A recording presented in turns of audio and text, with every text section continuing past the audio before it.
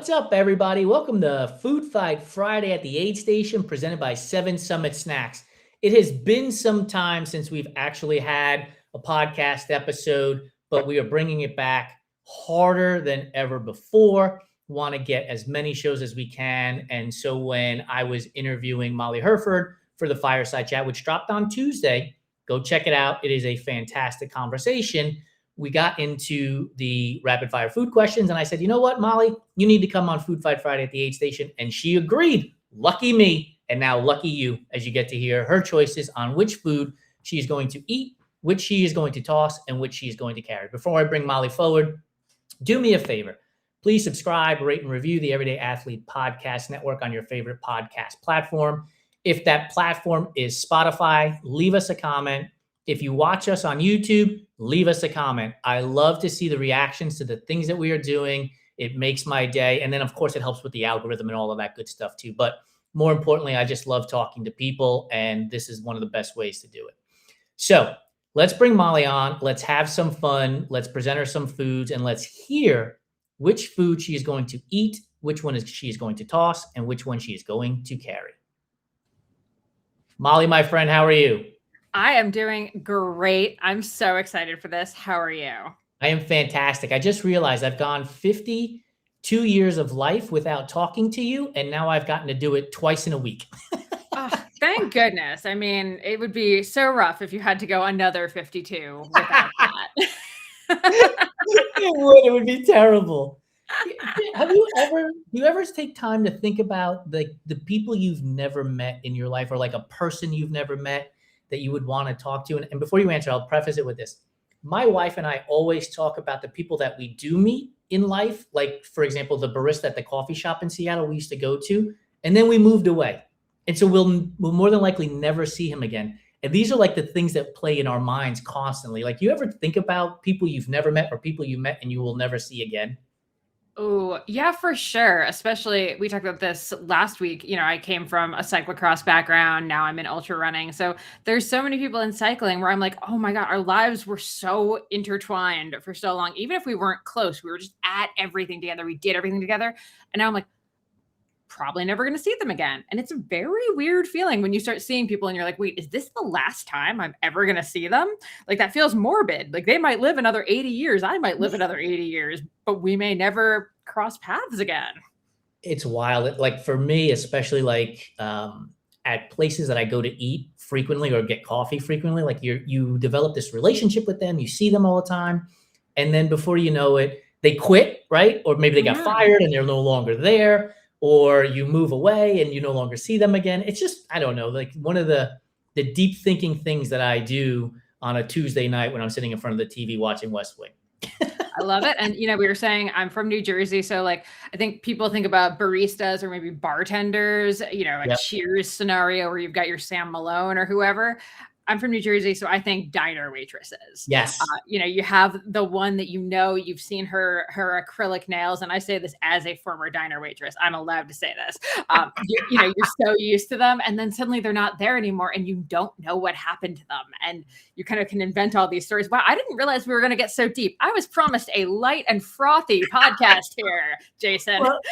Well, we gotta get people warmed up to who we are and our personalities and what deep thinkers we are, because the choices you're going to make are critical to your survival on this race.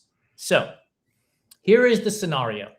You are at mile 68 of a 100-mile race. The next aid station is 8 miles away. You've got some climbing to do in those 8 miles. And here are your foods at the mile 68 aid station based on Molly, because I am an investigative podcaster. You're from Jersey, so the pork roll sandwich is an option at this aid station. Knew it. I freaking knew you were going to say pork roll in there somewhere, and I was psyched.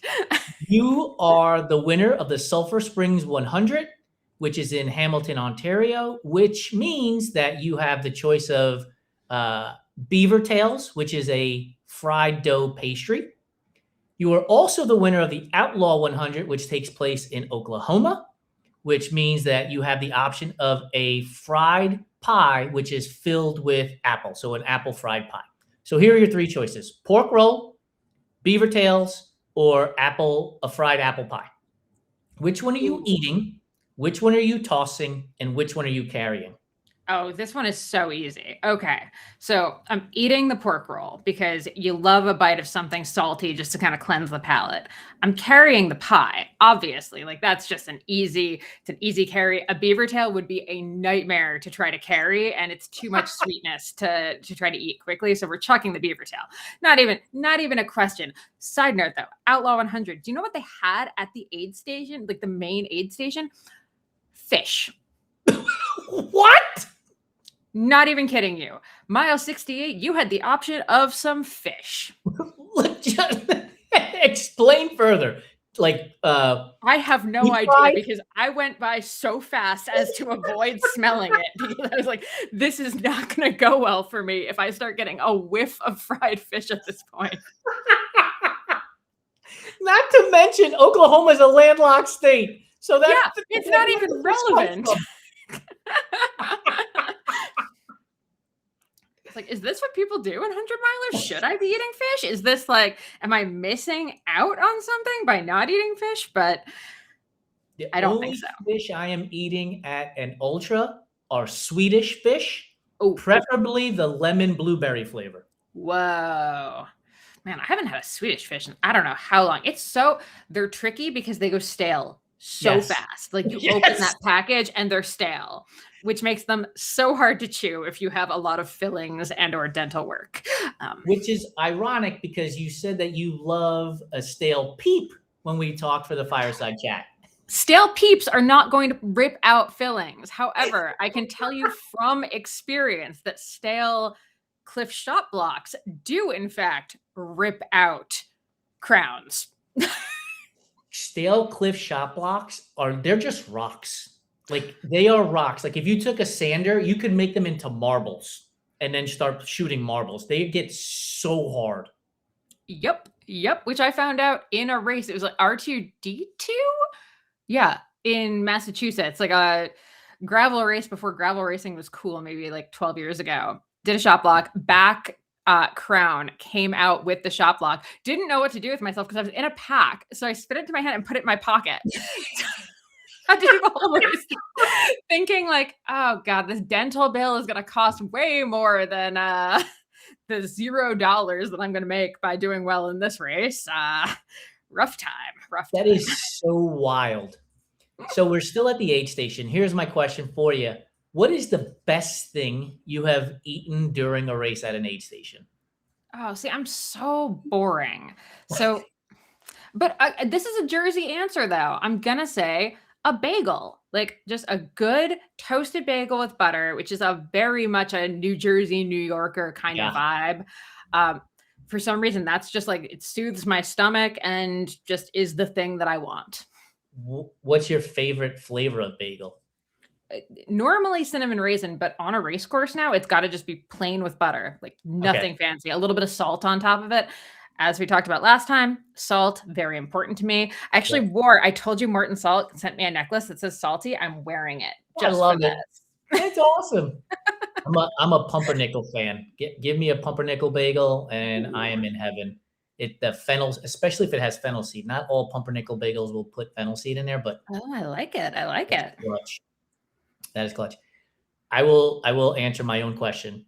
I raced Cocodona the inaugural year, and I had my crew bring me 2 Impossible Whoppers and Klondike bars. Like for whatever reason, I was just hankering for those.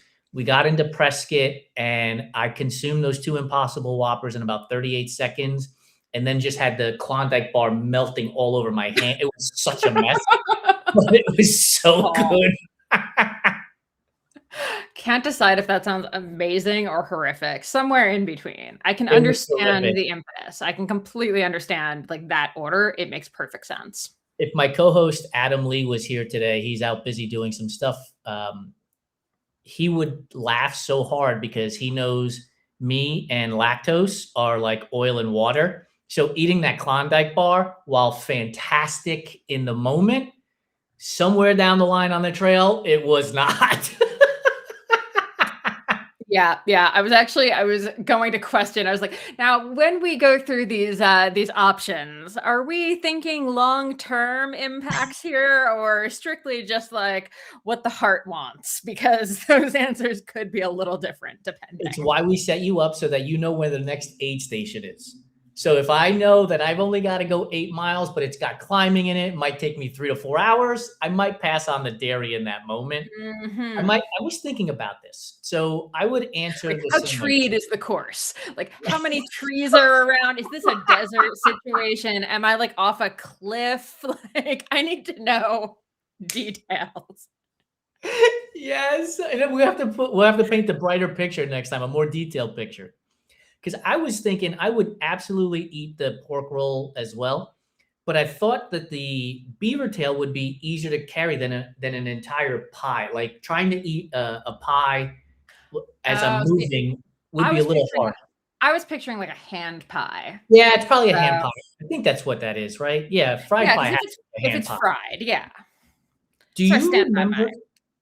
Do you remember the McDonald's fruit pies that they used to sell? That was sort of what was in my brain when you Yeah. said that, yeah. Is there anything, maybe besides a Tostino pizza roll, that is hotter than that McDonald's apple pie? Like when you bit into it, it was like you would eat it like this. Molten lava, yes. Yeah, those pizza rolls too never had a good temperature, right? It was either the cheese was just pouring out of them, they were so hot, or they were just cold and ruined. Like, there was no in between. How about this? Do you remember, did you ever have Stouffer's French bread frozen pizza? Oh, yeah. That was also like it was either frozen and you couldn't do anything with it, or it came out so fucking hot you couldn't chew it, and then the bread was super hard too. Like it would like how are they selling these things? I think they sell them thinking that no one is ever gonna eat them. It's like you buy them in preparation for, like, a hurricane or something, and they just live in your freezer. At no point did they anticipate you actually eating them. They do not know about the appetite of ultra runners is You really just the issue. opened Pandora's box. What's the oddest thing you have in your freezer right now? Really poorly made stew, like, that's frozen from bone broth, where I made the bone broth, but I neglected to scrape off the fat, and Uh-huh. as a result, on the note of things that will, like, get boiling hot and ruin you, that is this stew because there's so much it's such a high fat content that it just turns into boiling oil. Like, if we were being invaded, I could heat up this stew and pour it off, like, the roof of the house as, like, boiling oil, and it would be fine. But I'm so, like I really stuck my heels in because my husband was like, "Oh, this is terrible. We can't eat this." And I was like, "Yes, I can." And I'm, like, trying to, like, get it down because, like, I don't wanna admit that I messed this up. So, it is sitting in the freezer because I am unwilling to admit defeat on it. So that's it. That is so fantastic. This is why I love these shows. You get to know people way better than just a post on social media somewhere. And it's not, we don't take ourselves seriously. I have a package of what's labeled as Mexican style vegetables.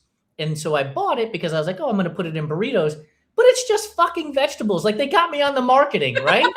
It's like, here's some cauliflower, here's some peppers and corn. And I was like, oh, Hooray. it'd be perfect for my burrito, just like every other vegetable that's out there. It I would be perfect love for the burrito. love cauliflower in a burrito. Fantastic. Absolutely not. That's terrible. Don't do that. You got to put, for us, I'm in LA, so for us, it's French fries have to go in the burritos. It's like the thing that they do out here. It's so good. Oh.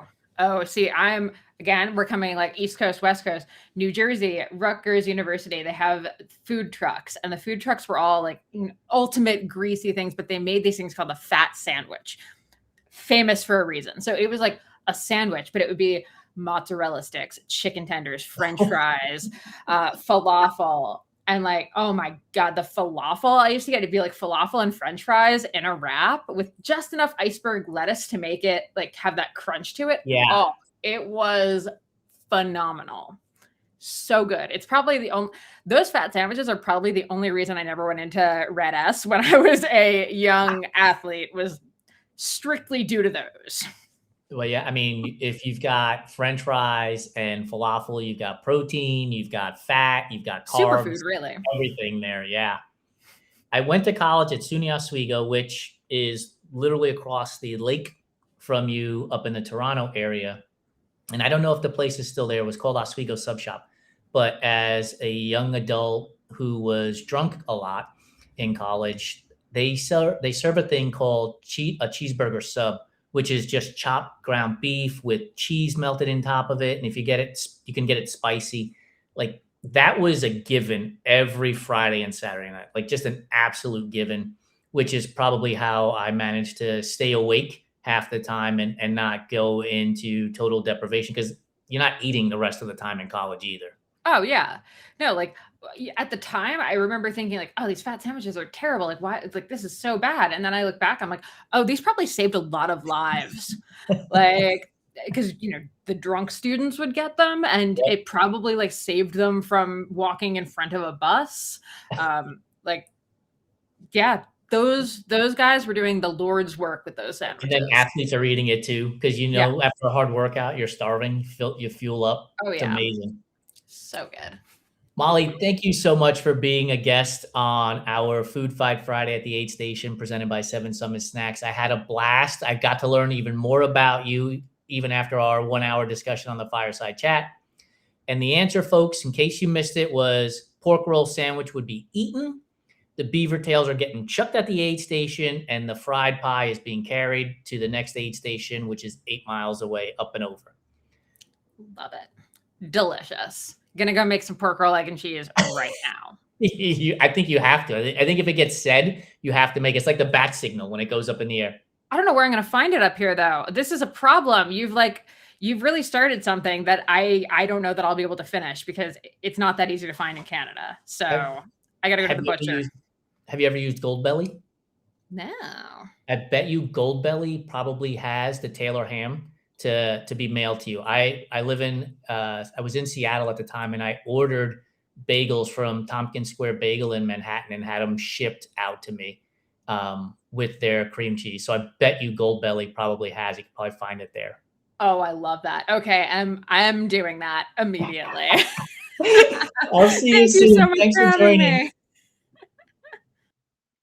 Thanks for hanging out with us on Food Fight Friday at the Aid Station, presented by Seven Summit Snacks.